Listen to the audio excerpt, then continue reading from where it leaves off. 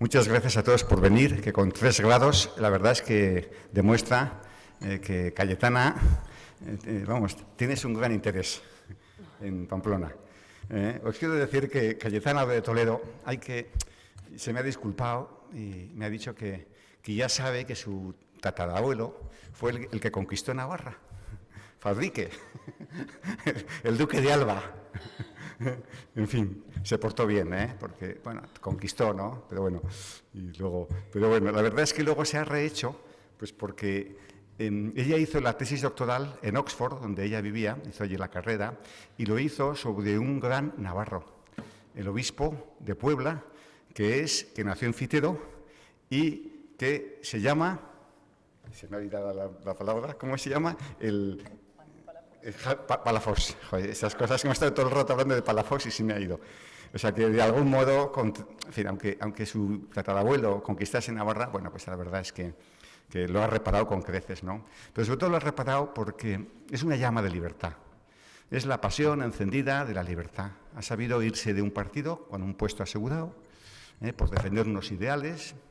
Yo le he pedido que esta casa es una casa en que se puede decir todo con amabilidad, pero os quiero decir un poquito el currículum. Ella, de pequeña, vivió en Inglaterra, de niña, luego estuvo en Argentina, luego volvió de nuevo al Reino Unido, estuvo en Oxford, hizo la carrera, hizo el doctorado, y el doctorado lo hizo con John Eliot, que como sabéis es el mejor hispanista inglés que trató precisamente de historia, de la historia de España, la España imperial, ¿no? Que es la gran obra escrita por un inglés, ¿no? Bueno, ella es una profesional de la historia, pero ella cayó en el periodismo, empezó como becaria y pronto le nombraron columnista del Mundo.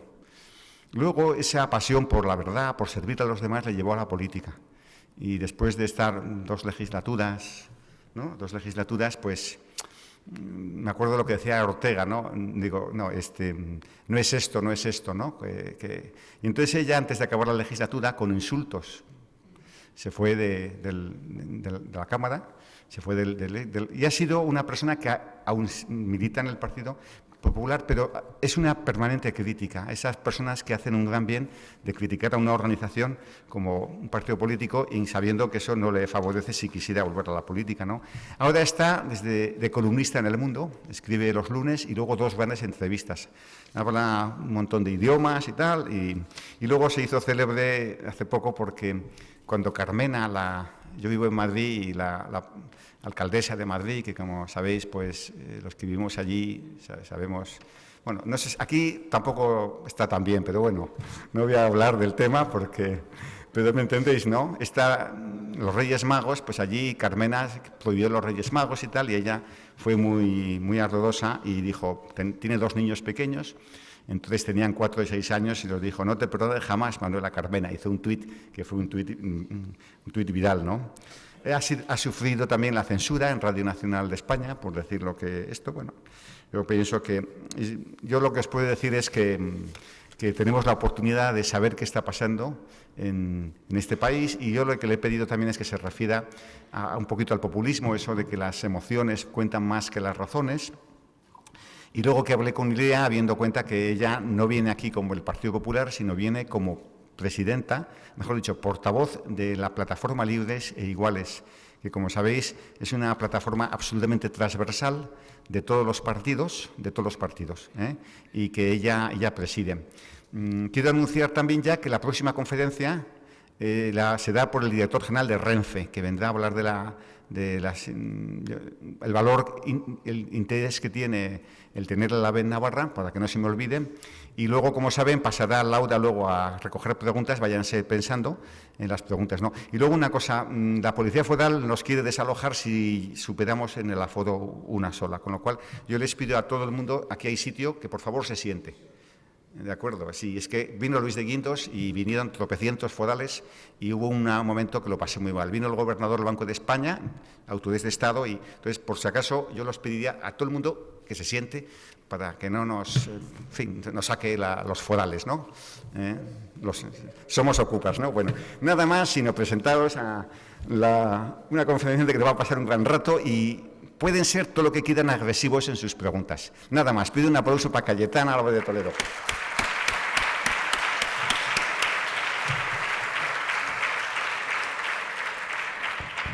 Sí, ponte cerquita, como hablas muy bajito. Sí. No, ¿Sí, ya funciona? Sí. Vale. Súbete un poquito, porque como tiene una voz muy Tengo una delicada. voz un poco grave y baja.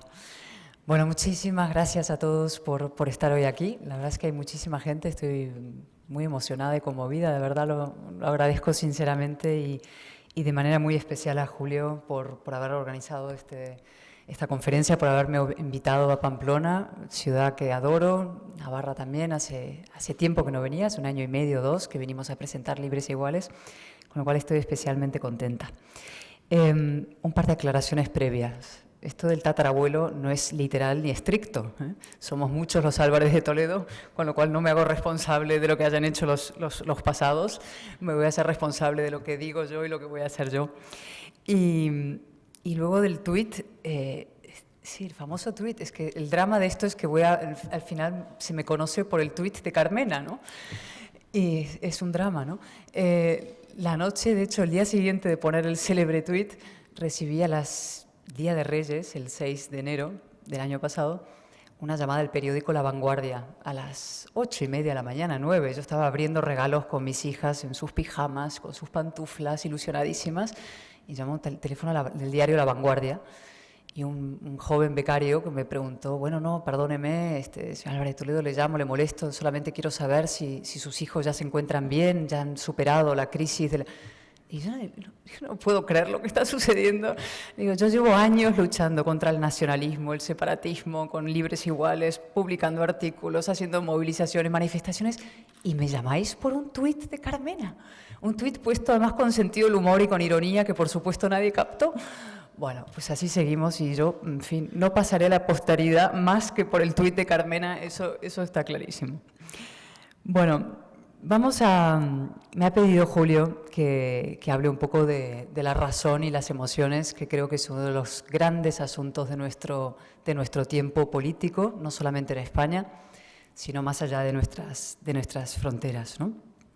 Y primero quiero agradecerle a él porque yo sé lo que es organizar, intentar movilizar a la sociedad, a lo que llamamos la sociedad civil, en esa tautología, movilizar a los ciudadanos en defensa de valores que hacen posible la convivencia en paz y prosperidad, ¿no? Yo formo parte de esa pequeña asociación llamada Libres e Iguales y Julio desde Civismo también sabe lo difícil que es esta tarea y yo le admiro mucho por hacerlo también, ¿no? Y vinculado con esto de la razón y las emociones, iré llegando al núcleo de lo que quiero contaros hoy. El primero realmente de esos valores que hace posible la convivencia en paz, en prosperidad, es la libertad de pensar, es decir, el espíritu crítico al que citaba Julio hace un momento, ¿no? Sin el uso de la razón, es decir, de nuestra capacidad de argumentación y de razón crítica, no hay posibilidad de convivencia democrática, no hay posibilidad de que podamos entendernos unos con otros. A partir de los sentimientos no hay pactos, a partir de las vísceras, de lo que nosotros sentimos, no hay una convivencia democrática posible, ¿no? Y el gran drama de nuestro tiempo, la gran amenaza que estamos viviendo en España, con el auge de los populismos, los identitarismos, la identidad, en Europa, los nacionalismos, en Estados Unidos, con Trump, es que está volviendo a resurgir las emociones, las bajas pasiones, como legitimidad y fuente de acción política por encima de lo racional, de la argumentación, del esfuerzo por intentar, digamos, objetivar lo que pensamos y hacemos. Y para hablaros de esto voy a intentar, os tuteo porque es casi más fácil, ¿no? Y más cómodo en que estamos aquí juntos y luego podremos debatir un poco sobre estas cuestiones. Quiero contaros un poco cuál es mi historia o por qué yo llego a estas conclusiones o por qué esta actitud mía ante la política y ante el momento español, ¿no? Al fin y al cabo todos somos hijos de nuestras experiencias y de lo que hemos vivido, ¿no? Yo tuve, debo decir, muchísima suerte en mi educación, la educación que tuve, la universidad que fui y que creo que al final es la base de todo, ¿no? Es cómo nos formamos y nuestra actitud ante la razón, ante los pensamientos. Esencialmente hay dos maneras de enfocar la enseñanza, ¿no? Dos maneras de hacer pedagogía. Hay universidades o sistemas educativos que enseñan a la gente qué es lo que tienen que pensar, es decir, doctrina, te enseñan de la A a la Z, este es el compendio de información que los alumnos tienen que aprender, y luego hay otros que te enseñan cómo pensar, es decir, te enseñan a pensar, ¿no? El mecanismo, el espíritu crítico de pensar. Yo fui a una universidad británica, las hay también muchas y muy buenas en España, en mi caso fue en una británica, que valoraba sobre todo el cómo pensar sobre el qué pensar. Nos enseñaban muchas cosas, pero sobre todo nos enseñaban la manera de pensar y de argumentar, ¿no? Con un método depurado durante muchos, muchos siglos, que es el método del tutorial, que es un encuentro, un diálogo socrático entre un profesor y el alumno, eran una vez a la semana, de tú a tú, un vis a vis. Algunas veces los profesores te pedían cada lunes, por ejemplo, te reunías con el profesor, te encargaban un ensayo para escribir sobre un tema en cuestión, ¿no? Filosofía o de historia o de literatura. Y entonces tú te ibas, pasabas una semana leyendo libros y luego escribías un ensayo a partir de una pequeña pregunta y te reunías con tu profesor y tenías un diálogo socrático en torno a esa pregunta, ¿no? O sea, el profesor nunca esperaba, no pretendía él decirte así, esto es lo que tú tienes que pensar y contestar respecto a esta pregunta, sino que esperaba del alumno que ese alumno entablara un diálogo, una argumentación racional, que hiciera un esfuerzo por defender su posición. No te corregía, sino que te provocaba, ¿no? No te ofrecía respuestas categóricas, sino que te hacía preguntas de calidad, ¿no?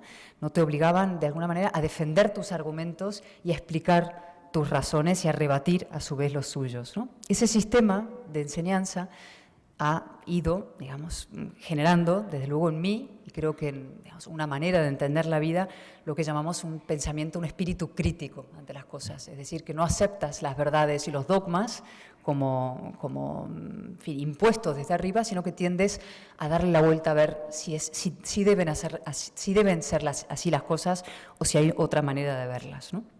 Ese es el rasgo distintivo de la universidad a la que yo fui, una manera de pensar. Y junto con eso, también otra cualidad de ese sistema educativo, de mi experiencia universitaria, que era en Oxford, una antigua universidad, era que tenías ya de por sí, como llegabas jovencito y pequeñito en una antiquísima universidad, que fundada en 1100, 1200, te sentías pequeñita parte de una larguísima tradición. Es decir, no llegabas a inaugurar el mundo, ¿eh? No llegabas a ser el revolucionario que venía aquí a empezar la historia, sino que te formabas inmediatamente, sentías parte de una larga tradición de excelencia académica, algo pequeñito, aprendías a respetar las tradiciones y a entender que incluso las creaciones más insólitas y geniales surgían de un conocimiento depurado a lo largo de los siglos por personas mucho más inteligentes a veces y en la mayoría de los casos que uno mismo, ¿no? Y ese espíritu crítico y ese sentido, digamos, de respeto a la tradición y por tanto a lo que se ha hecho antes y un espíritu poco revolucionario no se pierde fácilmente, ¿no? Yo no he querido perderlo. Es verdad que en la política es a veces fácil perderlo, porque nuestros partidos políticos en España y en muchos países son organizaciones muy cerradas, muy jerárquicas, donde hay que aceptar, digamos, el dogma, la doctrina desde arriba, y es difícil mantener un espacio de libertad y de espíritu, de disenso, de discrepancia interna, pero he intentado a lo largo de este tiempo mantenerlo, lo cual me ha costado algún disgusto. Hablaba Julio de los insultos, yo prefiero ni recordar esos episodios, pero son fruto, digamos, una cierta tensión entre el espíritu crítico y unas estructuras muy cerradas, muy jerárquicas, ¿no? Y pasó, por seguir un breve recorrido biográfico, mi vida o mi relación con el Partido Popular ha sido un poco fruto de esa tensión, ¿no? Ocurrió en el Congreso de Valencia, del que ya se cumplen ciertos años, 8 años, y que hoy me han preguntado en una entrevista en la tele que creo que se emitirá esta noche sobre dificultades, es usted un crítico, ¿no? Yo decía, yo no soy crítico, tengo un espíritu crítico, no somos un sector crítico ni una corriente que viene a intentar, digamos, causar problemas, sino sencillamente mantener una cierta exigencia de mantener los ojos abiertos, los oídos alertas y la palabra dispuesta, estar dispuesta siempre a defender tus argumentos públicamente, ¿no? Y otro de los elementos, y esto viene ya para cerrar el preámbulo de lo que quiero contaros hoy, otra de mis experiencias en la universidad, que tiene que ver con mi formación, mi actitud ante España, fue descubrir a un gran hispanista, que lo ha citado ahora Julio, que es John Eliot, ¿no?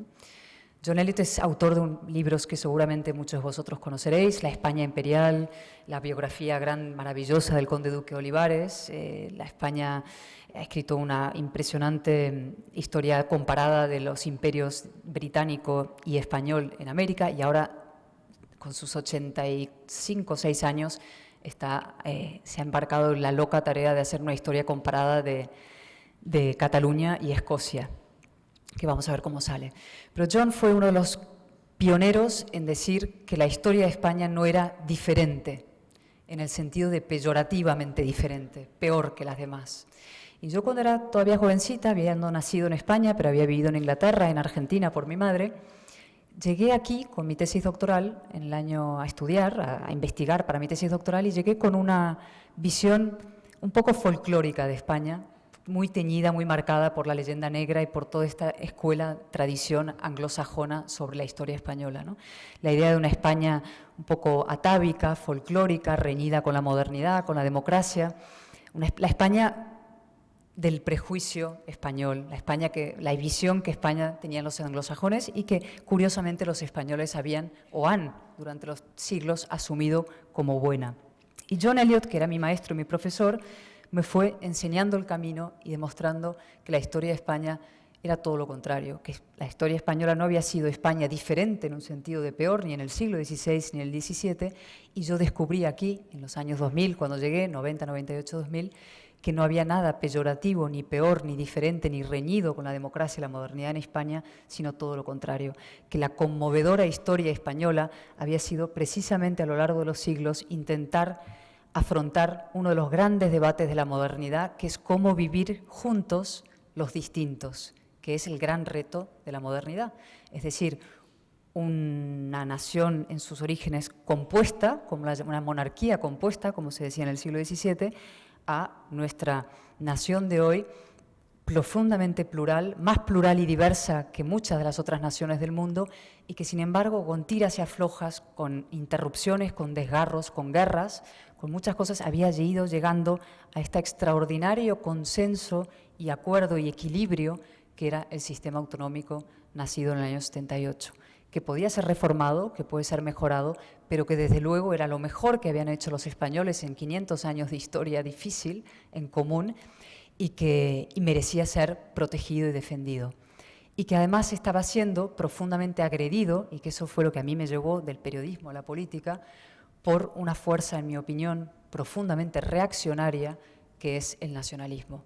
Una fuerza, es así, contraria a la modernidad, es así, identitaria y, por tanto, con una muy difícil relación con los valores cívicos de la libertad, de la apertura, del pluralismo, de la tolerancia, incluso del Estado de Derecho, ¿no? Y eso fue lo que me fue, esos dos sentidos, el espíritu crítico de la responsabilidad y del digamos, poner en valor lo que es la España constitucional como, digamos, depuración de siglos de historia, me llevó finalmente a dedicarme a la política y a estar unos años en política. Y en el fondo sigo de alguna manera en política, no estoy en la primera línea del partido, ni muchísimo menos, pero sigo, mi vocación es política y ahora escribo en los medios sobre política y estoy preocupada por la situación política de España, la nuestra, la de Europa y la de Occidente en su conjunto, ¿no? Y ahora vamos a esa situación general que creo que es muy importante, estos últimos acontecimientos que hemos vivido, que estamos viviendo y los que vamos a vivir, ¿no? Yo creo que estamos entrando, o hemos entrado quizás ya el martes pasado, hace una semana exacta, en lo que se puede llamar la era de la sinrazón o de la era de la irracionalidad, ¿no? Hace tiempo que se venía advirtiendo de la especie creciente pulsiones irracionales, manipuladas y lideradas por demagogos de distinto tipo, de distinto origen, unos de izquierdas, otros de derechas, pero lo del martes pasado ha sido un poco la confirmación de que hemos entrado en un espacio, en un tiempo de irracionalidad política, ¿no? Que es alarmante en la medida en que pueda suponer una involución de todo ese frágil sistema de democracias liberales con defectos que necesitan ser corregidos, pero que desde luego es el mejor sistema, como decía Churchill, a expensas de cualquier otro, desde luego es el mejor sistema que nos permite convivir, ¿no? Y ahora luego iré un poco más sobre concretamente lo de Trump y lo que está pasando, ¿no?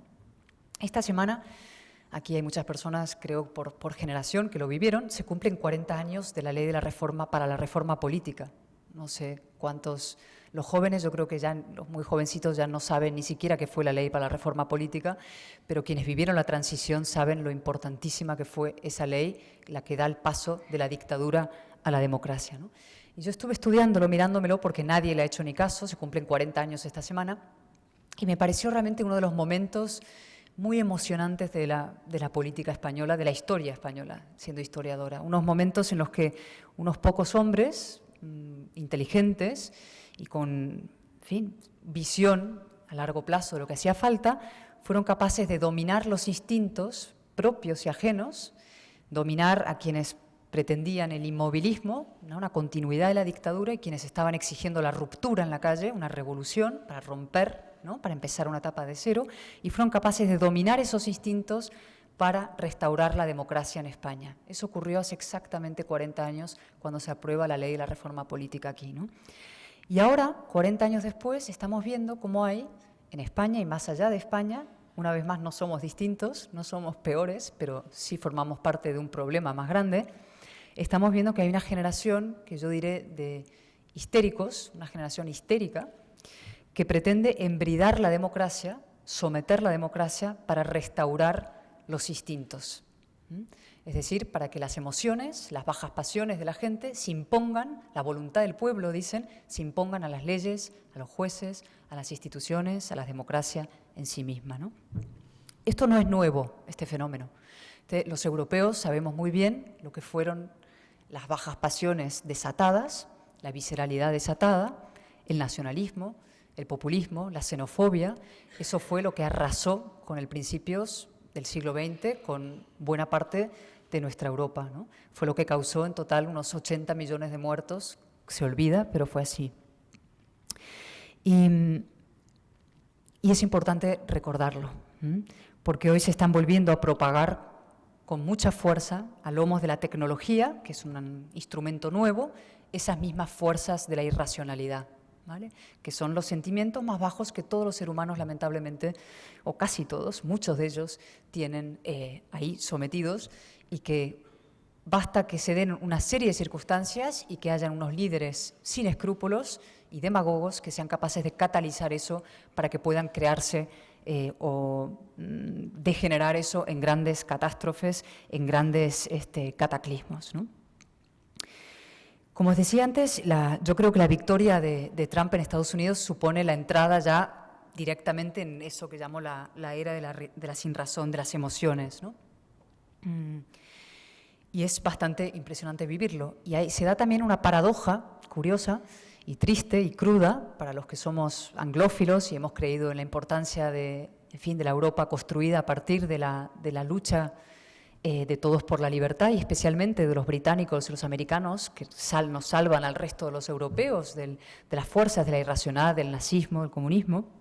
Es que hoy en día quienes lideran las fuerzas de la irracionalidad son precisamente esas dos naciones que salvaron a Europa de las fuerzas de la irracionalidad, es decir, el Reino Unido y Estados Unidos, ¿no? No sé si visteis la foto que se ha publicado en muchos medios, que salen Farage, el líder del UKIP, con Trump en el ascensor del Trump Towers hace 48 horas, dándose. Esa foto realmente resume, digamos, el delicadísimo momento político en el que estamos. Y ahora se está generando un movimiento curioso en España, donde los que no somos, yo no soy de izquierdas, pero gente que considera que ante el ataque de un sector de la izquierda, hay que hacerse trumpista y defender a Trump, ¿no? Yo creo que eso es un profundo error, ¿no? No somos antiamericanos los que criticamos a Trump, ¿no? Muchos lo son, es verdad, profundamente antiamericanos, hay una cultura antiamericana profunda en Europa, pero creo que es fundamental distinguir y entender que ese fenómeno es transnacional y transversal, que hay gente de izquierdas, y lo diré claramente, entre Podemos, entre Puigdemont, Pablo Iglesias, Trump, Le Pen, Farage, hay una línea de puntos, una sórdida, debo decir, línea de puntos que une unos fenómenos con otros y que se basan esencialmente en la explotación de los sentimientos, de las emociones, del agravio, del odio, de la xenofobia, del miedo, de todos estos sentimientos bajos por encima de la razón, por encima de lo que nos permite, como decía antes, convivir, ¿no? ¿Cómo ha pasado esto? Vamos primero al cómo y luego a ver qué podemos hacer para resolverlo, que siempre es lo más difícil, ¿no? Yo creo que hay muchas explicaciones fáciles y a su vez se pueden... algunas explicaciones evidentes, todas sumadas son probablemente, te dan un resultado de una explicación racional a lo que ha ocurrido, y algunas más importantes que otras, ¿no? Por una parte es evidente, y la explicación más manejada y más banal, es gran crisis económica, la crisis del capitalismo, las clases medias golpeadas, los perdedores de la expansión tecnológica, la gente desorientada, etcétera, etcétera, ¿no? Eso en parte es verdad, ha ocurrido en Europa, y hay una generación joven en Europa que se siente desorientada, que no encuentra el camino, que viven peor que sus padres, tienen peores expectativas. En Estados Unidos lo mismo. Pero esa no es toda la explicación, ni mucho menos la más importante, ¿no? Por ejemplo, si se ven quiénes han votado a Trump, veréis que los universitarios, hombres, han votado un 15% más a Trump. O sea, universitarios, preparados, gente que tiene, no son los grandes perdedores, las capas proletarias, sino gente con formación, ¿no? Otra de las explicaciones, que también es probable, y ha pasado en Europa, y es muy importante, y también en Estados Unidos, es una especie de tiranía de la corrección política. Desde los años 70 hasta aquí, pero especialmente los años 80, 90 en adelante, se ha ido imponiendo un lenguaje y una especie de tiranía de la corrección política. No se puede cuestionar determinados tabúes, no se puede llamar a las cosas por su nombre, y eso está viendo ahora, hemos pasado de una especie de péndulo brutal de la ultracorrección política a una especie de culto ultra la incorrección. De pronto han salido estos demagogos que dicen cosas que nadie se había atrevido a decir antes, y mucha gente dice, por fin hay alguien que dice la verdad, que esto, o el Islam, o los inmigrantes, lo que fuera, ¿no? Hay una especie de péndulo brutal. La censura de la corrección política creó una especie de costra que ahora unos han roto, pasa que han roto con consecuencias muy tremendas, porque las cosas que se dicen, muchas de ellas son intolerables desde el punto de vista de un demócrata, y luego peligrosas también para cualquier convivencia, ¿no? Tercer elemento, desde luego en Europa, y esto lo vamos a ver en los próximos años, es el fracaso de las instituciones europeas a la hora de articular liderazgos, proyecto político, ideas, soluciones a las crisis, ¿no? Los últimos años europeos han sido una sucesión de crisis tras crisis tras crisis. La crisis griega, la crisis inmigratoria, la crisis de Ucrania, la crisis siria. Una incapacidad manifiesta por parte de los líderes europeos realmente de menos burocracia, tener un discurso político, alentar a la gente, tener un proyecto político europeo. ¿Qué ha pasado? Se han ido generando proyectos nacionales, nacionalistas, en Francia, en el Reino Unido, en Hungría, en Estados Unidos, proyectos contra Europa. Esa es otra explicación. Pero luego hay una que es, en mi opinión, la más importante, la que está por encima de todo, que es la destrucción de la verdad como valor esencial en la vida pública, casi en la vida privada, pero sobre todo en la vida pública. El triunfo de la mentira en los últimos años, la circulación impune de la mentira a través de los medios de comunicación y la propia política, ¿no? El periodismo, evidentemente, es muy responsable también de esto. La inmensa crisis que hay en los medios de comunicación, de calidad de los medios, el hundimiento de la calidad, de intentar competir con eso de Twitter. Cuando yo os decía que me llamó La Vanguardia esa mañana, a eso me refería, que un medio de calidad, supuestamente de calidad, los grandes periódicos, etcétera, al día siguiente estuvieran abriendo con una cosa absolutamente banal, insustancial, tonta, sobre un tuit de Carmena y los Reyes Magos. Eso te da lugar a pensar qué está pasando en nuestro sistema mediático, ¿no? Y la verdad se ha ido devaluando, la verdad ya vale muy poco, se dicen mentiras y no pasa nada. Trump, se decía de Clinton que mentía, es verdad, mentido, pero es que Trump, todo su discurso era una mentira, ¿no? Y la verdad, cuando se devalúa la verdad, cuando la verdad sale por la ventana, se instala el caos, porque ya no hay un suelo de hechos sobre los cuales debatir o construir. Si no nos ponemos de acuerdo en que hay unas cosas que sí son verdad y otras que son falsas, ¿cómo vamos a poder articular nada, prácticamente ningún consenso político ni de otro tipo, ¿no? En estos momentos hay mucha especie de autoflagelación y autocrítica de los medios de comunicación. La directora de un periódico importante inglés escribe un largo artículo. Ayer salió también un periódico americano. En España empiezan algunos a decir, oiga, ¿qué hemos hecho los medios de comunicación para promover? ¿Qué estamos haciendo en las televisiones para que Podemos haya tenido la fuerza que ha tenido? ¿Qué hemos hecho, ¿no? Esa introspección y ese análisis hay que hacerlo, ¿no? En conclusión, todo eso ha hecho que caigan los diques, han roto los diques que contenían, digamos, las emociones, los instintos, las bajas pasiones de las personas como elemento, digamos, para la acción política. Se rompen los diques y ahora lo que cada uno pone sobre la mesa son sus sentimientos, sus emociones. Yo es que me siento de tal manera. Cuando yo tengo muchos debates con nacionalistas o independentistas, separatistas catalanes, y siempre la discusión acaba en un muro, que es que yo me siento así, te dicen. Yo ya, pero es que tu sentimiento, ¿cómo lo contrapongo al sentimiento de tu vecino, que se siente un poco catalán y un poco español, y tú solo catalán? Con los sentimientos no podemos construir democracia ni construir pactos. Hay que hacerlo a través de las ideas, del razonamiento, de la ilustración, ¿vale? ¿Qué está pasando? Lo grave de este fenómeno de estos momentos en Europa es que no solamente son los grandes demagogos, las Le Pen y Farage y todos estos personajes, sino que los que tradicionalmente eran los racionales, los políticos del mainstream, digamos, los políticos de nuestro ámbito, empiezan a contagiarse de todo eso. Yo tuve que ir hace poco a entrevistar a Nicolas Sarkozy, que es un personaje al que admiro políticamente, que es un hombre valiente, es un hombre combativo, es un hombre que nunca se arredra, y me impresionó mucho la conversación con él, porque me di cuenta que se había vuelto, para intentar frenar a Le Pen, ha hecho un discurso, está haciendo un discurso de una derecha muy, muy extrema, lindando con la xenofobia, lindando con la visceralidad, con el alma de las naciones, la Francia oprimida, un discurso profundamente identitario que si lo escucháramos en boca quizás de un alemán nos asustaríamos por la historia europea. En un francés nos parece de momento casi folclórico, pero no lo es, porque lo que nos podemos acabar cargando con todo esto es un imperfecto, pero desde luego extraordinario invento que es la Unión Europea como un ámbito de paz, de libertad, de estados de derecho, como es el español, ¿no? Y también pasa en el Reino Unido. No solamente es el UKIP, es decir, el partido de extrema derecha y Farage, sino que Boris Johnson, que es un señor brillante, ahora ministro de Exteriores, un conservador, Theresa May, que es una conservadora del partido de Churchill, de Thatcher, de toda una tradición, los que están ahora, por ejemplo, atacando a los jueces que se atreven a decir que el Brexit hay que pasarlo por el Parlamento. O sea, estamos viendo un fenómeno muy impresionante de radicalización y visceralización, una emoción por encima de la política, ¿no? Y ahora vamos a España, porque esto supongo que es lo que más, bueno, desde luego a mí más me importa, interesa, supongo que a vosotros y podemos hablar en el coloquio sobre esto, ¿no?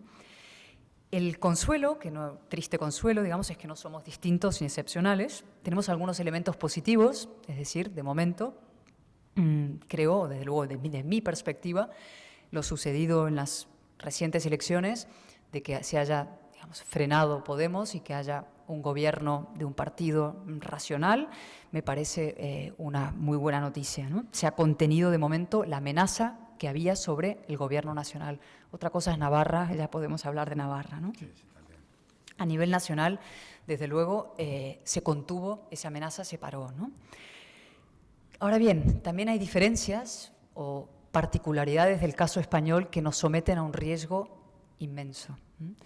Para empezar, nuestra democracia es jovencísima. Como decía hace un momento, recordaba, son escasamente 40 años, comparada con la británica, que tiene 900 años de parlamentarismo, la americana, que se fundó, ¿no?, desde la propia Estado de Derecho hace 200 años, ¿no?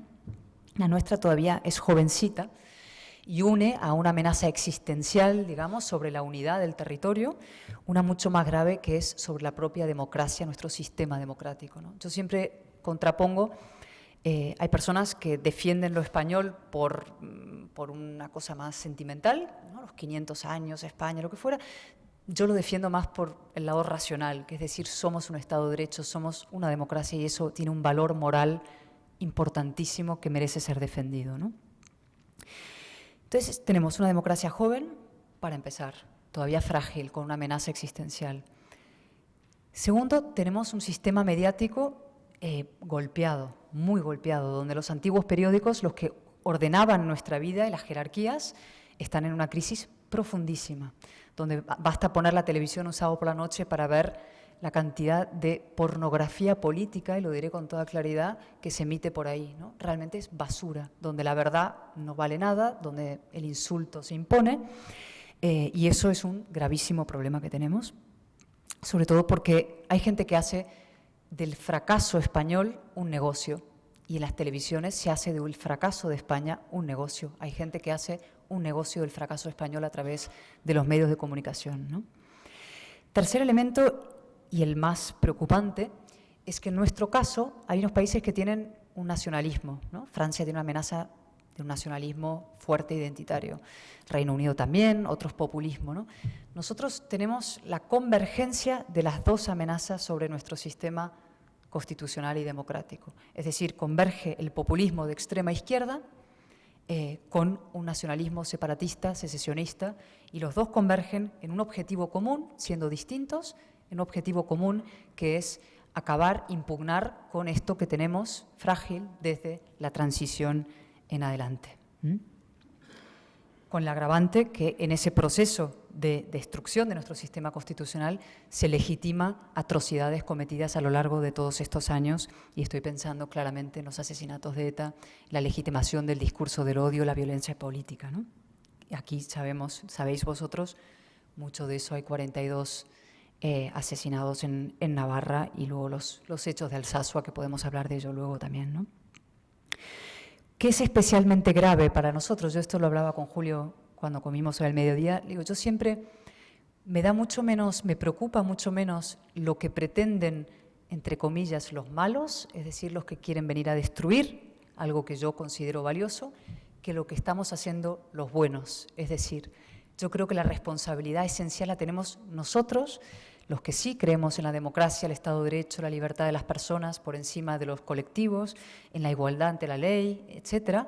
¿Qué estamos haciendo los demás? Y mi sensación es que en estos momentos realmente el único proyecto que hay puesto sobre la mesa es uno destructivo de destrucción de nuestro orden constitucional, que no hay en España en estos momentos un proyecto claro, firme, capaz de convocar una mayoría social alternativo a ese proyecto de destrucción que tienen unos y otros, ¿no? Para empezar, lo que sí hay es una gran división y profunda en lo que llamaríamos el espacio constitucionalista español, ¿no? No hay un proyecto común. Es verdad que el Partido Socialista finalmente se abstuvo para que hubiera un gobierno del PP, Ciudadanos votó que sí, pero no hay un proyecto común ni una idea común de lo que debería ser España, ni lo que cómo debemos convivir, cuáles son los problemas comunes, ¿no? De hecho, como sabéis, están ahora negociando los presupuestos, empezando a negociar las posibilidades de que haya un acuerdo de fondo del Partido Socialista, Ciudadanos, Partido Popular, lo que quede, o sea, todo ese espacio político, un acuerdo de fondo sobre lo que hay que hacer, son muy, muy escasas. Solamente los ilusos como yo seguimos pensando que tendría que haber ese acuerdo, si no una gran coalición, que hubiera sido lo ideal, por lo menos un acuerdo de fondo. Y me temo que no lo veo, ¿no? ¿Por qué no pasa esto? ¿Por qué no hay ese acuerdo? Yo creo que eso es una muy larga y complicada historia, tiene que ver con la propia historia española y muy singularmente creo también con una cosa muy complicada de reconocer, o triste reconocer, que es un odio visceral de un sector de la izquierda hacia la derecha. Odio visceral que vemos cuando lo vemos en Podemos, en sus discursos, pero que también tiene una cierta tradición en un sector del Partido Socialista. Yo lo conté en un artículo, uno de los primeros artículos que escribí ahora que estoy otra vez en El Mundo, que Felipe González y Juan Luis Cebrián, que es editor del diario del Grupo Prisa, que hace poco fueron, en fin, lamentablemente agredidos, tremendamente agredidos en una universidad por grupos cercanos a Podemos. En el año 2001 fomentaban ellos mismos un discurso de deslegitimación de la derecha política, diciendo que el PP en el fondo era heredero de Franco y por tanto no podía gobernar, no tenía una legitimidad de fondo para gobernar. Ese odio de un sector del país hacia otro sector del país tiene mucho que ver con nuestros gravísimos problemas políticos, ¿no? Con lo cual, en el PSOE, creo, en el sector, desde luego en el PSOE, hace falta, y estamos viendo algunos indicios, no sé si eso prosperará o no, hace falta una verdadera revolución de la mentalidad y casi cultural de su actitud ante la otra parte de España, ¿no? Abandonar el revanchismo, la nostalgia. Es muy impresionante ver a gente muy joven con un discurso de un odio visceral, guerra civilista, realmente impropio de su edad, ¿no? Se lo dijo muy bien la diputada canaria en un debate parlamentario, lo visteis en el debate de Estado de la Nación, a Rufián, cuando salió Rufián, este diputado catalán, a hacer un discurso absolutamente, pero impresionante para una persona de su edad. Le dijo, pero usted ¿dónde ha vivido? ¿Qué ha bebido? ¿No? ¿De qué fuentes ha bebido de odio para hacer un discurso de ese calibre?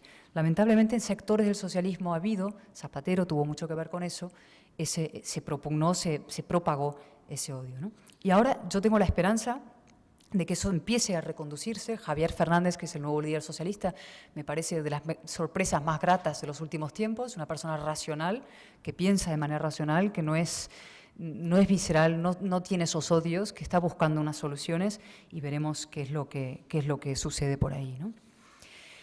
En otro ámbito, el ámbito de Ciudadanos, que es un partido, bueno, no hace falta que yo describa lo que es, pero le pasa una cosa curiosa, ¿no? Yo tengo muchos amigos ahí y además cercanías ideológicas y casi de fondo, ¿no? Por el tema del nacionalismo, de Cataluña, etcétera. Pero creo que también se quedó atrapado en esa retórica del miedo a ser visto como un partido cercano al PP o incluso sustituto del PP, y entonces se quedó atrapado en una mirada corta, ¿no? El miedo a que le llamaran marca blanca del PP. Y se ha pasado un año dando vueltas, dando tumbos, equivocándose un poco los aliados, se juntó con Podemos contra los partidos tradicionales, equivocó, en mi opinión, el eje. Luego hablaré de esto del eje o puedo hablar ahora, ¿no? O sea, Ciudadanos hizo una cosa interesante, que es decir, hay que acabar con el eje, la división entre los rojos y los azules, dice siempre Rivera y repite la frase. Y yo creo que es verdad lo que dijo, ¿no? Hay que acabar con esa división como eje político. Pero en lugar de situar el eje entre los que defendemos la democracia y la queremos regenerar y defender y mejorar, frente a los que vienen a disolver la democracia o a atacar las instituciones, a romperla desde dentro, él se colocó el eje en nueva y vieja política, es decir, se colocó con Podemos de un lado contra los viejos, ¿no? Y ese eje yo creo que se equivocó radicalmente. Y cuando intentó corregir, después de diciembre, las elecciones de hace un año, ya se le hizo electoralmente tarde, ¿no? Yo creo que ahí hay todo un tema que también podríamos analizar.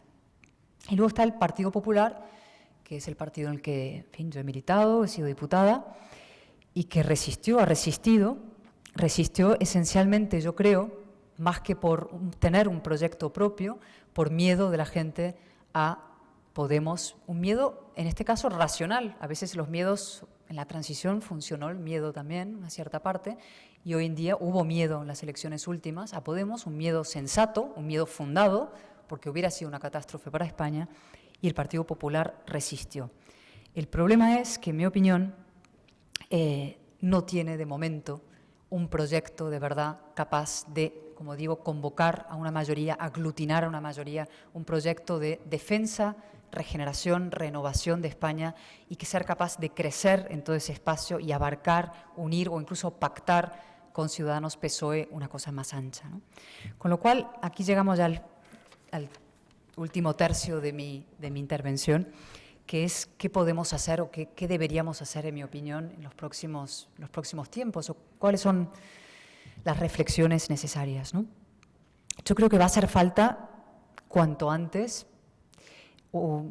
poner en marcha lo que llamaría un gran proyecto de recuperación política de España, ¿no? Todos estos últimos años hemos estado muy ocupados en la recuperación económica de España y por hemos hecho bien, aunque todavía quedan muchos problemas. Como país, yo no estoy hablando como partido, ni como gobierno, sino como país, con un enorme sacrificio por parte de mucha gente para sacar adelante España y evitar un abismo económico, pero hemos desatendido la política. Y ahora hay que empezar cuanto antes a poner en marcha ese proyecto de recuperación política, ¿no? Y eso lamentablemente no viene, como vendría lo de, a diferencia de la economía, no viene dirigido de Europa. No hay soluciones que Europa pueda decirnos, mire, aquí está el memorándum usted lo aplica y lo resuelve. No hay un Draghi, no hay exigencias, no hay hombres de negro, no hay salvadores, ¿no? No hay una intervención política posible. Se lo tenemos que hacer nosotros, ¿no? Tenemos que nosotros articular ese proyecto y saber cuáles son las cosas que tenemos que recuperar, los valores, las bases, los cimientos de esa recuperación política. Y creo que lo primero de eso va a ser la verdad. Como os decía antes, yo creo que lo que ha sido esencial en estos años, en lo que está pasando, es la destrucción del concepto de la verdad. Creo que tenemos que volver a poner en valor la verdad. La idea esta de Nietzsche de que no hay verdad sino interpretaciones no es cierto. Hay hechos objetivos, hay cosas que son buenas, cosas que no lo hay, y creer que todo esto es relativo es una especie de irracionalismo que al final lo que se impone es, pues, son mis sentimientos. Si no hay una verdad objetiva, pues ¿por qué mis sentimientos no va a valer tanto, ¿no? Ese es el irracionalismo que hace imposible la convivencia, ¿no? Vinculado con la verdad, creo que en la vida pública hace falta que no solamente los políticos, pero empezando por los políticos, digan en público lo mismo que dicen en privado, ¿no? Esto, que es una cosa tan sencilla de enunciar, es muy difícil de comprobar, ¿no? O de ver. Tenemos muchas veces la sensación, yo lo he tenido a lo largo de todos estos años, cada vez más, porque se impuso el marketing, la telegenia, de que los políticos salen ante las cámaras a repetir un discurso de manual, ¿no? No hay una cosa auténtica, no hay un pensamiento verdadero, no te están diciendo su verdad, la verdad como lo sienten, sino hay una especie de lengua, lo que los franceses llaman la lengua de madera, ¿no? Una especie de discurso que no significa nada, políticamente correcto, no se atreven a decir las cosas verdaderas por miedo a que eso tenga un coste político, ¿no? El coste electoral, por ejemplo, ¿no? Los medios de comunicación, desde luego, lo mismo. Esa vuelta a la razón, a la verdad, perdón, tiene que suponer un profundo proceso de reflexión, de autocrítica y de enmienda en los medios de comunicación, en los que yo estoy ahora vinculada, y tiene que volver, en fin, a desmontarse esta cosa completamente orwelliana, donde las palabras no significan nada, hay que volver a dar a las palabras su peso. Por tanto, lo primero, la verdad. Lo segundo es poner en valor lo esencial que es, insisto, la razón, y decir una cosa sencilla, pero yo creo importante, que es que la única emoción compatible con la democracia es la que emana de la razón y la que se somete a sus límites. Y vuelvo al ejemplo de la reforma política. Hay una cita muy bonita de Torcuato Fernández Miranda, que era una persona conocida por una especie de inteligencia glacial y frío y así, y él en un momento dado, en un discurso, él explicó, en una intervención, explicó que él no es que fuera una persona glacial ni fría, sino él dice, de la olla hirviente del corazón vivo pueden surgir nieblas que turben la cabeza. Por eso hay que tener embridado el corazón, sujeto y en su sitio, ¿no? 40 años después yo creo que esa lección es muy importante, ¿no? Tenemos que articular un discurso emocionante, pero desde la razón, ¿no? La razón no tiene que ser una cosa fría, se puede emocionar desde la razón. ¿Y cuál es la prueba de eso? Yo creo que el caso español es la prueba de eso, ¿no? España existe, y ha habido a lo largo de estos 40 años, un conmovedor y emocionante patriotismo cívico, ¿no? Hay gente que ha dado su vida por este país, por una democracia, por un sistema constitucional, ¿no? España no es identitaria, no es una nación visceral, lo fue una nación identitaria que se contó sus mentiras, hubo, es verdad, una dictadura, hubo momentos, en fin, de una visceralidad española, pero desde hace 40 años España no es una nación identitaria, sino una nación de ciudadanos, una nación cívica, con un patriotismo cívico que debemos potenciar y debemos ahormar también, ¿no? España tiene héroes, España tiene mártires, aquí en Navarra, como he recordado, muchos de ellos también. La novela Patria, no sé si la habéis leído, de Fernando Aramburu, pero es una maravilla, yo la he leído hace muy poco, cuenta una de esas historias, cuenta la historia a través de una pequeña historia de lo que ha sido el terrorismo en el País Vasco, en Navarra, en los últimos 40 años. Y aparte de eso, de construir y emocionar con nuestro discurso cívico que lo tenemos que identificar a los reaccionarios y desenmascararlos. Eso es importantísimo. Y he dicho bien a los reaccionarios, porque muchas de estas fuerzas políticas que vienen ahora, el propio separatismo, el nacionalismo, el populismo, Podemos, se presentan como fuerzas de vanguardia, de modernidad y de revolución. No es cierto, son fuerzas reaccionarias, son fuerzas que van hacia atrás, son fuerzas de regresión, son fuerzas que van contra todo lo que ha hecho posible a la civilización avanzar, asentarse, ir protegiendo los derechos civiles, etc., ¿no? Hay un tribalismo, es una cosa tribal lo que se defiende, ¿no? O sea, y diré no, o sea, desde Otegi, de Puigdemont, la propia señora Colau, la gente de Podemos, todo ese mundo es un mundo profundamente reaccionario, ¿no? Y tenemos que, ante eso, proponer y reforzar un discurso poderosamente alternativo, ¿no? Como digo, no es un proyecto identitario, sino un proyecto contra la identidad, contra el identitarismo, contra la visceralidad, y capaz de combatir lo que sigue vigente ahí, que es el discurso del odio, ¿no? Luego, si queréis, en las preguntas entramos más en concreto sobre asuntos, pero sí quiero dejar dicho, ¿no?, hablando de la visceralidad, del odio, de la legitimación de los sentimientos, ¿no?, que es verdad que ETA está operativamente derrotada, pero que el proyecto político de ETA sigue vivo y vigente. Y cuando vemos exaltaciones del odio, intentos de expulsión de los diferentes, estamos ante proyectos, digamos, incompatibles con la democracia, ideas que no son compatibles con la civilización, con la modernidad, ¿no? Y a mí, y esto lo diré ahora y, en fin, lo podemos hablar luego también, me impresiona mucho que la consejera de Interior y Justicia de Navarra sea una persona propuesta por Bildu. Me parece que es un claro ejemplo de que la razón está subvertida.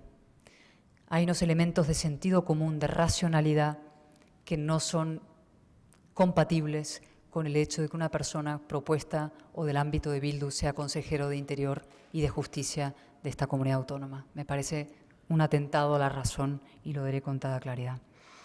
Y luego, por último, en esta parte lo que podemos hacer España, en eso puede dar no solamente una lección a sí mismo, con un discurso cívico y desenmascarar a los reaccionarios, sino una lección a Europa.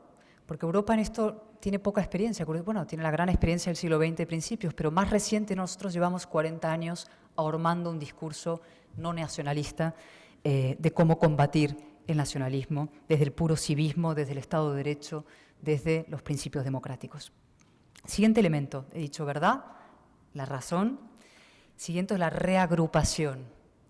Esto para mí es esencial. Libres Iguales, que es esta pequeña plataforma en la que estoy, tenemos a gente de izquierdas, a gente de derechas, a liberales, a conservadores, a Nicolás Redondo Terreros, a Fernando Sabater, Mario Vargas Llosa, a Joaquín Leguía, o sea, gente que hay de todo el espectro político, pero que compartimos un suelo transversal de valores comunes, ¿no? Esa reagrupación la tenemos que promover, fomentar y ayudar a que exista, ¿no? En el caso partidos políticos, me parece evidente cuál es esa reagrupación necesaria, ¿no? El Partido Popular, Ciudadanos, PSOE a nivel nacional, y desde luego, en mi opinión, en Navarra es esencial una reagrupación evidente entre el Partido Popular, UPN y Ciudadanos. Desde un punto de vista de la racionalidad y de los intereses ciudadanos y del país, creo que esa reagrupación, ese unirse, es de sentido común, es necesario, es urgente con lo que hay enfrente, ¿no? Como he dicho antes, yo creo que con personas como Javier Fernández se facilita esa tarea a largo plazo, ya veremos. Con Albert Rivera, por supuesto, estoy segura que en estos ámbitos tenemos tantísimo más en común de lo que nos diferencia, desde luego, frente a una amenaza que es muy grave. Siguiente elemento, ya quedan pocos, la representación. Tenemos que defender la democracia representativa. Uno de los grandes instrumentos que tienen los populistas hoy en día, en España y fuera de ella, es la idea de la democracia directa, es decir, la consulta al pueblo para cargarse la democracia representativa. Ellos te dicen el voto del pueblo está por encima de cualquier otra cosa. Eso no es verdad.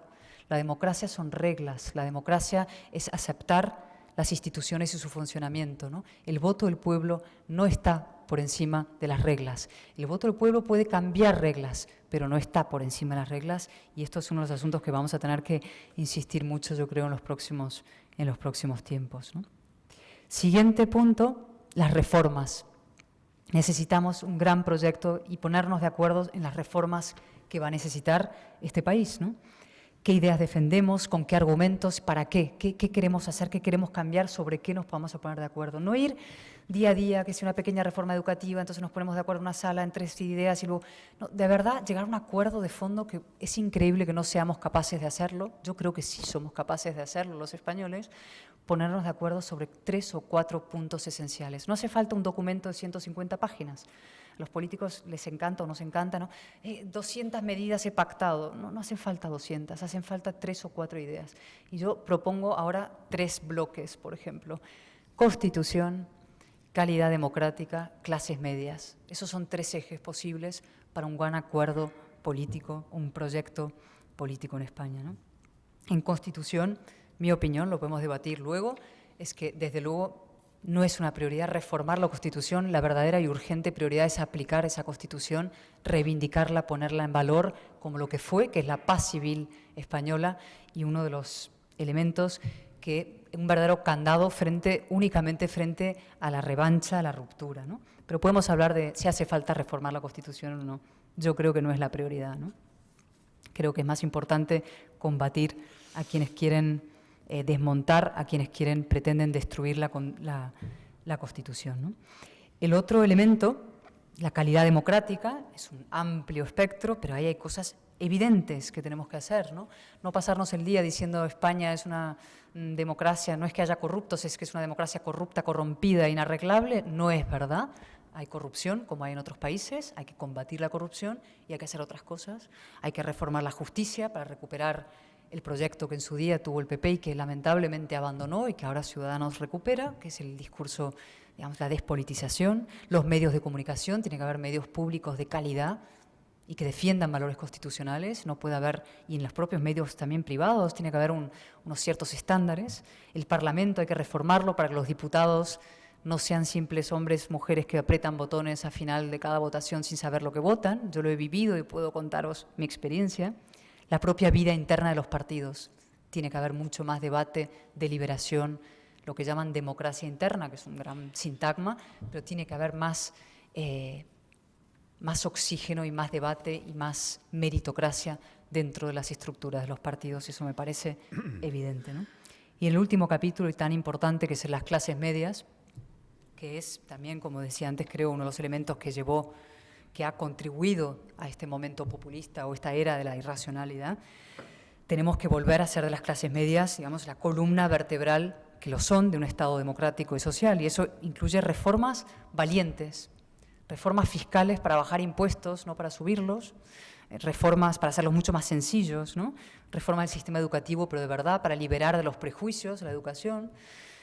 Reforma del modelo del bienestar, que es el gran tabú europeo. Nadie se atreve a hablar de la sostenibilidad real del modelo de bienestar, lo que podemos de verdad pagar, sufragar, de calidad o no. Ese debate tarde o temprano va a haber que afrontarlo. Podemos intentar obviarlo, pero lo vamos a tener que afrontar. Y ya para acabar, todo esto acaba en una idea que es la que me parece, digamos, a mí modestamente creo que es lo más importante que tenemos que recuperar en este tiempo si hemos de afrontar los problemas españoles y más allá, que es el concepto de la responsabilidad. La idea de jóvenes o ciudadanos irresponsables que esperan que se les resuelvan sus problemas y que las cosas van a venir dadas y que un día de pronto se le han prometido todo y como eso todo nunca llega, se enfadan y pegan un puñetazo sobre la mesa y votan a un demagogo, esa fórmula es el desastre. Hay que empezar por decir una de las verdades más difíciles y crudas, que es que los ciudadanos también son responsables. Somos responsables de nuestro futuro, somos responsables de nuestro destino y eso lo tenemos que volver a poner en valor. No nos van a dar todo, no nos van a resolver los problemas ni el Estado, ni los políticos. Eso es sentarse en casa y empezar, hay que hacer desde el sofá. No, a veces hay que uno mismo eso lo hemos vivido quienes estamos en pequeñas asociaciones civiles o cívicas, te reúnes a veces con empresarios o 10 o 15 y te dicen hay que, y tú dices al final ya, pero ¿y el hagamos quizás, el plural, ¿no? ¿Cómo lo hacemos? Y para eso de la responsabilidad es para que podamos tener lo más importante, creo que requiere un país, que es una ciudadanía, ciudadanos exigentes, con espíritu crítico, con compromiso cívico, con vocación política en el sentido griego del término, que siempre usa Sabater, ¿no? El político somos todos, los que nos ocupamos de la comunidad, vosotros, yo, los que no estamos en primera línea, ¿no? Lo contrario de un político en Grecia era un idiota, el que no se ocupa de la comunidad, pues para que no haya muchos idiotas que hagan posible que triunfen los caraduras, necesitamos que los ciudadanos seamos exigentes, responsables, ¿no? Y que no aceptemos que otros hagan un negocio de nuestro fracaso. Necesitamos, por tanto, ciudadanos adultos, y esa es la palabra clave. Necesitamos una sociedad adulta y una ciudadanía adulta, no niños mimados ni adolescentes pueriles que puedan votar a lo que haga falta en un tema en una especie de espasmo, de enfado, sino gente dispuesta a asumir su responsabilidad, teniendo una voluntad muchas veces conmovedora ante los reveses y las dificultades, de levantarse, sacudirse el polvo, seguir adelante e intentar buscar con su cerebro, con los argumentos, con las razones, eso tan importante que es la luz, ¿no? Esta conferencia al final se titulaba, no sé si más razones, menos emociones, y yo pensé al final, en el fondo, lo que estoy pidiendo, y pido, que creo de verdad que no es tanto pedir, aunque pueda sonar utópico, pero no lo es casi una nueva ilustración, que hagamos un esfuerzo para una nueva ilustración. Muchas gracias. Bueno.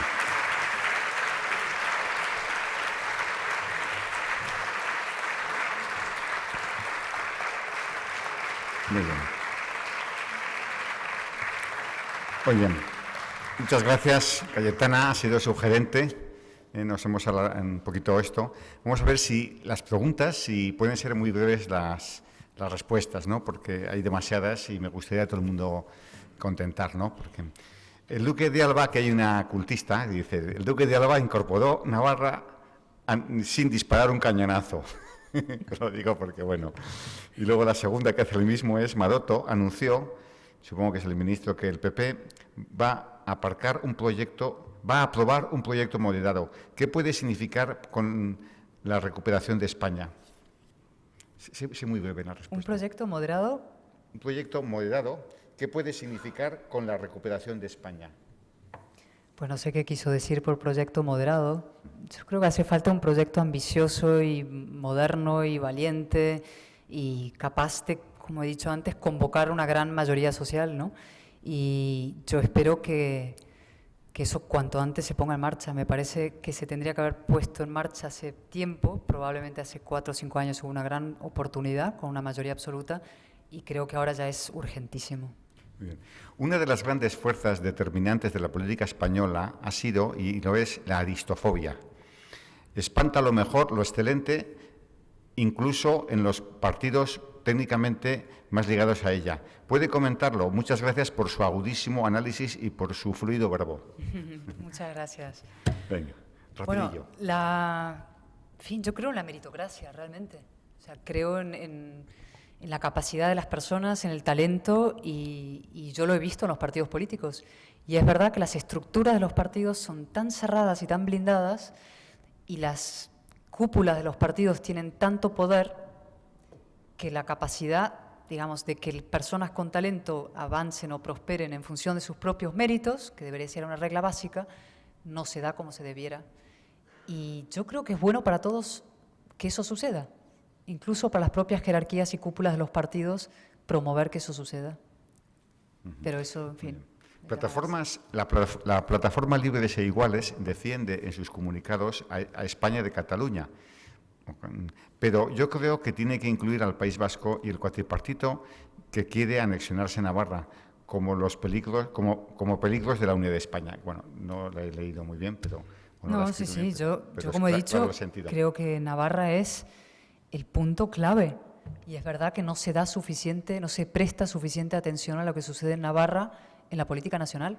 Se habla muchísimo de Cataluña por una cuestión de tamaño y probablemente de que es muy explícito el desafío abierto, pero creo que lo que está pasando aquí es imprescindible que en España es decir, que todos los españoles nos sintamos concernidos porque nuestro futuro en buena medida se puede jugar con lo que sucede aquí, con lo cual estoy de acuerdo que hay que prestar atención a esto. En Navarra.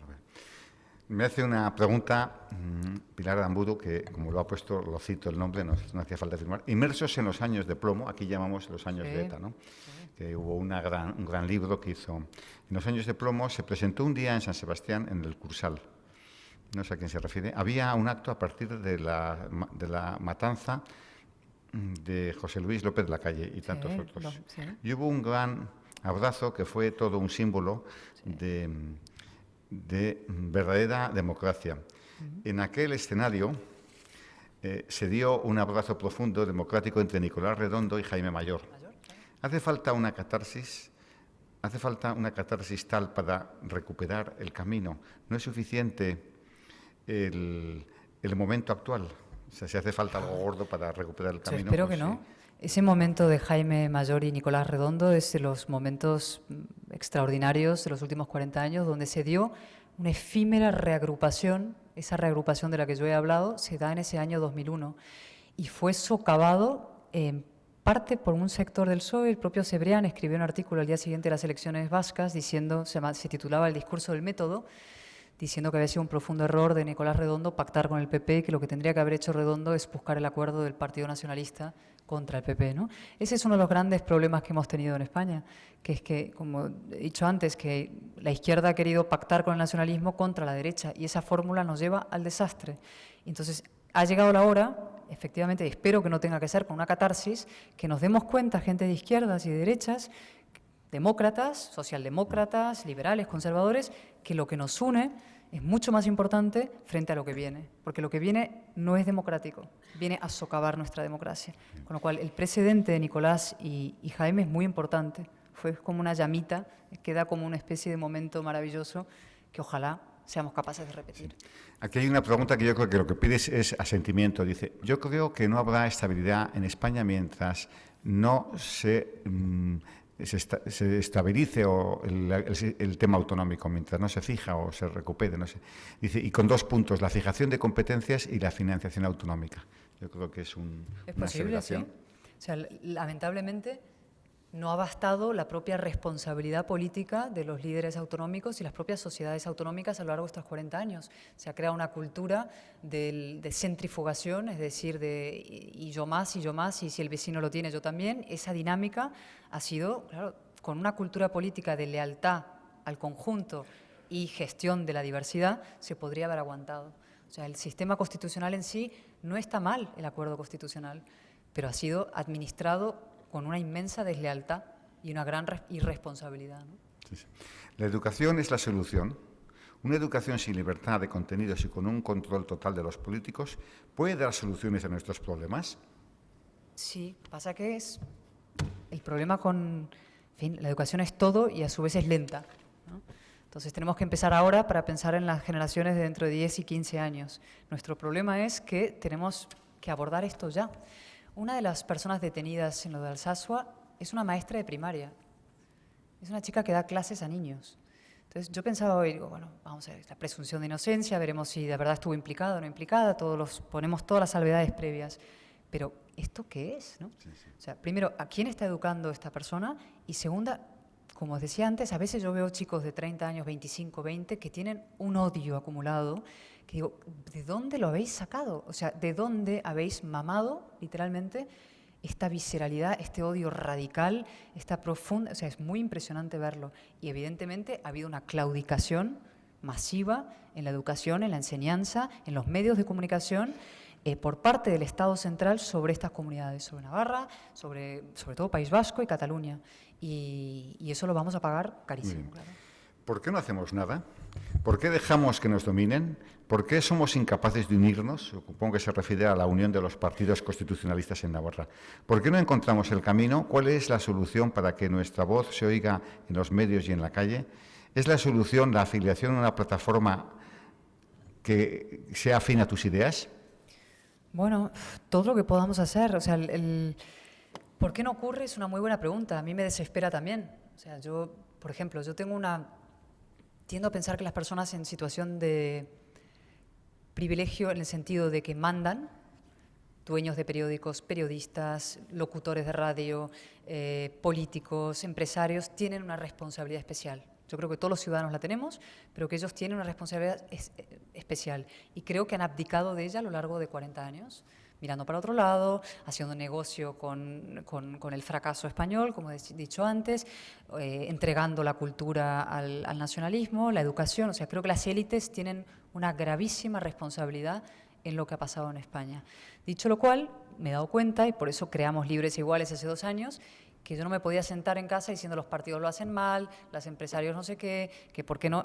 Al final decía, bueno, pues habrá que hacerlo cada uno. Entonces, ¿qué puedo hacer? Pues una cosa muy modesta, que es esta patera patriótica, pero decir, vamos a intentar movilizar a la gente, porque yo estoy convencida, y realmente creo no ser ilusa, que una amplia mayoría de españoles opina esto mismo. Que no tiene que ver con ser de derechas o de izquierdas, más liberal, menos liberal, más conservador, sino que este suelo transversal, democrático, lo compartimos muchísimos. Que a muchísimos españoles, una inmensa mayoría, escandaliza que a 2 guardias civiles los apaleen cuando van a un pueblo a tomar unas cervezas con sus mujeres. Que a la inmensa mayoría de los españoles escandaliza que en Cataluña unos padres tengan que en solitario defender el derecho a sus hijos a ser educados en español y que les monten una manifestación en la puerta del colegio toda la Generalitat con sus alrededores y sus grupos de coacción, ¿no? O sea, eso no es racional. Nosotros sí somos racionales. Lo que pasa es que no ha habido articulación común, organización común. Y la sociedad civil, y esto lo sabe Julio, lo sabe yo, somos muy frágiles. España es una sociedad muy politizada.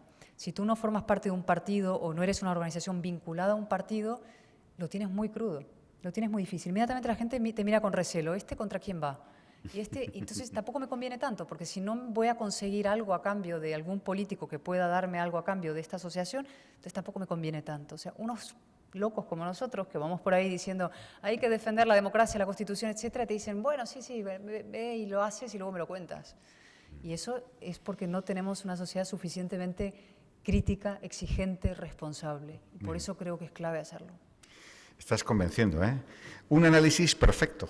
Enhorabuena. Te planteas eligiendo tú los buenos. No, está aquí escrito, no lo he escrito yo. Un análisis perfecto. Enhorabuena. Te planteas gobernar España, te animo. Hombre. Queda grabada la conferencia. Sí, bueno, no está en mis planes inmediatos. Bueno, no está en tus planes, vale. Hay una cosa, ¿queda grabada la conferencia? Pues gracias a Comunicación Miramé, José Miguel Tabar la está grabando y dentro de un par de días estará colgada en nuestra web, ¿no, José Miguel? Bueno, estupendo. Gracias por la pregunta. Bueno, ya queda muy poquito. En relación al discurso político, ¿no cree que sería conveniente que girase alrededor de la justicia como principio supremo? ¿De qué sirve la libertad y la igualdad si no son justas? Sobre las emociones, ¿de qué modo cree que se podían hacer ver a quienes tienen ese sentimiento rupturista, nacionalistas, que sus emociones no pueden prevalecer sobre las emociones ajenas, sobre todo cuando no toda emoción es respetable, por ejemplo, el odio? Sí. Poderosa la pregunta, es una tesis doctoral. A ver, vamos a ver. Muy buena. Por supuesto que no todas las emociones son aceptables, desde luego. Hay muchas que no, la xenofobia, la envidia, el odio, todo el victimismo, todo eso, ¿no? Pero voy a decir una cosa más, tampoco todas las ideas son aceptables, ¿vale? Y esto es algo que en España nadie se atreve a decir. Y el Tribunal Europeo de Derechos Humanos dijo que no todas las ideas eran aceptables. Dijo, cuando apoyó, avaló, digamos, la sentencia y legalización de Batasuna, dijo, no solamente por sus medios terroristas, sino también por sus fines totalitarios. Sus fines, dijo, no son compatibles con un régimen de derechos y libertades, ¿vale? Eso fue la base de la sentencia del Tribunal Europeo de Derechos Humanos para avalar la ilegalización de Batasuna. En España seguimos pensando que todas las ideas son aceptables y que lo único que no es aceptable es que se peguen tiros para defenderlas, pero hay ideas que no son compatibles con la democracia, ¿vale? Sí. Mi opinión es que las ideas que defiende Bildu y su mundo no son compatibles con la democracia. Bien. ¿Qué opinas de las tertulias esas de las televisiones tan agresivas? ¿Tú crees que de verdad contribuyen a dar razones? No, claro. Contribuyen exactamente a lo contrario, son disolventes. Son disolventes de la sociedad. Muy bien. Perfectamente. Y luego ya hay una pregunta que es una afirmación. ¿La derecha tiene miedo? ¿Es cobarde? Bueno, algunos no somos de derechas, pero la verdad es que tenemos razones para tener miedo, porque a mí me insultan a veces por la calle, en fin, escribo en el periódico, pero bueno, no tiene importancia. ¿Cómo ve el proyecto de UPN o PSN? Lo digo porque se pregunten todas como oposición en la nueva situación política. Yo creo que tú no estás aquí, no sé hasta dónde podrás contestar. ¿Cómo ves el proyecto ¿Cómo ves el proyecto de UPN o PSN como oposición en la nueva situación política en Navarra? Vale. Primero, una cosa sobre el miedo. Es legítimo tener miedo. Digamos, todo el mundo tiene. Yo lo hablaba, tengo muchos amigos venezolanos de la oposición venezolana. Leopoldo López lleva 1000 días en la cárcel, su mujer Lilian. Y hablando del miedo, dice, sí, pasamos miedo, pero lo heroico es superarlo. O sea, que tengamos miedo es lógico, ¿no? Lo importante es, en fin, combatir los que generan miedo y, por tanto, superarlo, ¿no? Sí, luego sobre UPN y PSN, evidentemente, no voy a entrar en detalles porque no conozco lo suficiente como para hacerlo, pero sí quiero insistir en una pequeña reflexión que he hecho antes sobre la necesidad de reagrupar a ese espacio político. O sea, no es que sean un partido, evidentemente, no es lo que estoy diciendo, las señas de identidad de unos y otros son distintas, pero PP y UPN, desde luego, en mi opinión, tienen que volver a estar juntos, ir de la mano, o sea, no podemos estar con lo que hay enfrente yendo separados. La división nuestra es el triunfo de ellos. Y con el PSN creo, el PSN siempre ha jugado un complicado papel de un lado y del otro, ¿no? Y lo hace también en Cataluña. Pero habría que, insisto, dentro de esta especie de brindis general, aspirar a que la socialdemocracia española entre en el camino de la razón, bueno, nunca mejor dicho. Sí, la penúltima pregunta es muy rápida porque es una pregunta que es... ¿ha ganado Trump o ha perdido Hillary? Bueno, eso está muy bien visto. En buena parte ha perdido Hillary, sí. Lo que pasa, el drama es que fueran esas dos las opciones. Eso es lo que los sistemas democráticos no nos podemos permitir. Que la gente tenga que ir a votar con la nariz tapada o que la gente vote a uno para darle una patada al otro, ¿vale? Eso es letal aquí, allí, en cualquier sitio. Por eso los partidos, los que hemos tenido responsabilidades o tenemos responsabilidades públicas, tenemos la obligación moral y política de ofrecer a los españoles lo mejor que tenemos. El mejor líder, el partido más limpio, el partido más valiente, los mejores dirigentes. No una cosa que no está tan mal, pero como los otros son peores, pues entonces, porque eso es letal. Y en Estados Unidos ha pasado algo de eso, sí. Y luego, por último, una pregunta con mucho morbo, que es, ¿qué opinas del gobierno de Rajoy? Eso de dos mujeres que no sé si se quieren demasiado juntas, ¿por qué lo ha hecho? De dos ministros que se ve que no sé... En fin, una opinión así en 2 minutos, esta es tuya, ¿no? Porque solemos ser a las 8:30. La pregunta perversa es tuya, me parece. No sí, la hago yo. Es el derecho de estar en la mesa. Ya lo veo, sí. Lo he hecho yo, sí. Vale. Lo soy sincero. Me interesa mucho el morbo. Venga, un poco de... Yo es que en las peleas... Y no diré entre chicas, sino que las peleas entre personas y unos y el otro y el tercero nunca entro porque no me interesan. O sea, forma parte de voy a decirlo burdamente, la casquería política, digamos, el morbo de bar, ¿vale? Lo que sí me parece interesante es ver qué gobierno ha hecho el presidente Rajoy, por qué, etcétera. Y lo único relevante, en mi opinión, lo único, es la decisión de dar a la vicepresidenta la cartera de Administraciones Territoriales para gestionar el desafío secesionista separatista. Y a mí eso, digamos, me pone sobre alerta, me interesa, me inquieta un poco, voy a ser sincera, y quiero ver hacia dónde va eso que se va a llamar, de alguna manera, no se va a llamar, pero se va a producir, que es una negociación con el separatismo, con el secesionismo, para buscar, llámese una solución o un encauce o encauzar la situación. Eso es el único hecho para mí relevante del nuevo gobierno, que por lo demás son encajes de personas y de bolillos, ¿no? Sí, perfectamente. Bueno, pues yo creo que son las 8:30 en punto de reloj, como es nuestra costumbre. Ya sabéis que tenéis el vídeo colgado. A las 11 Navarra Televisión emite una bonita entrevista que yo la he visto. También que sepáis que viene el día 19 de diciembre, que es casi en las Navidades, viene Pablo Vázquez a hablar del beneficio económico que trae el AVE a una región. Me ha costado sudor y lágrimas traerlo, porque os podéis imaginar. Y luego, por último, que ahí Lauda os para un papelito si alguno os queréis ser socio, que normalmente una vez cada varios siglos ocurre, pero bueno, por si acaso, nada más. Yo nada más agradecerle a Cayetana la claridad, el afecto, su verbo fácil, el buen rato que nos has hecho pasar, y te volveremos a llamar. Un fuerte aplauso para que vuelva.